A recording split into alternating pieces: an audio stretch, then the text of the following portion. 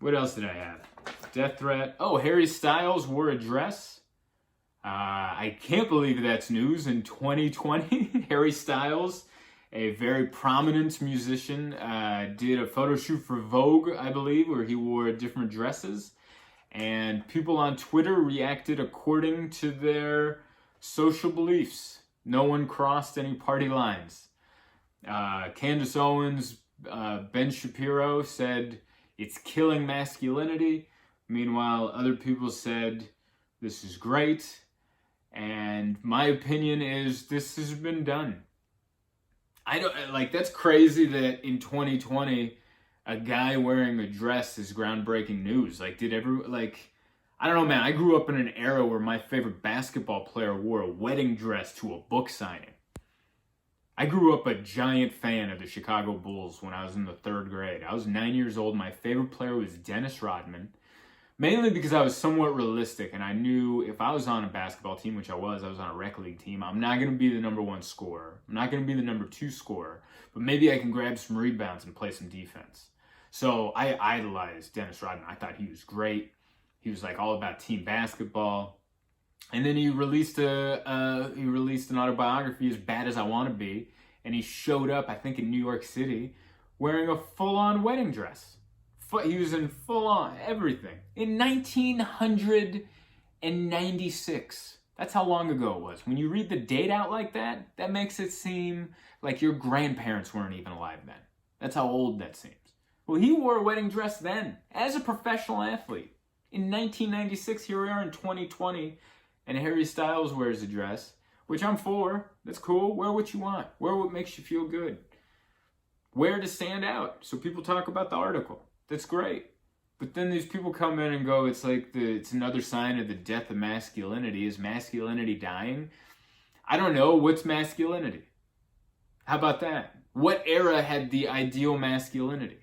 It's 2020 now. So if you go back 100 years to 1920, I'm sure masculinity in 1920 and 2020, vastly different. And maybe some people go, that's what masculinity is, 1920. Well, what about 1820? Back then, they didn't even have cars. They were all riding horse and buggy, doing a bunch of stuff, farming. And then now you're into 2020, everyone's over there sending like what are those? The do-do-do-do-do-do. Like, remember the 1920s text message? Where I think all you could text with was like SOS or something. My point is masculinity evolves. It changes over time. The general men in the 1920s, people from 100 years before that would have thought they were pussies. And here we are in 2020 and everyone thinks masculinity is dying. It's just changing because the world's changing. You know, dynamics are changing. The gender roles are changing. Like, I do the dishes. I do laundry. Why? Because I'm not outside farming or changing the oil or tending to cattle or being a blacksmith. I don't know. What were people doing back then? Those jobs aren't around.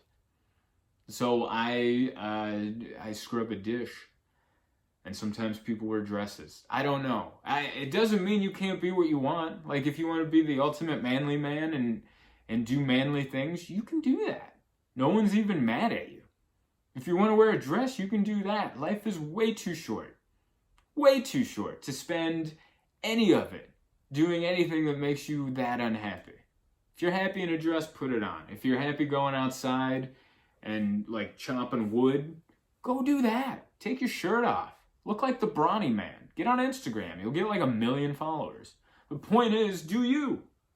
Masculinity isn't dying. It never had an identity. It's changed constantly. And it's going to change in 100 years from now. Who knows? Back in the 1700s, dudes wore powdered wigs.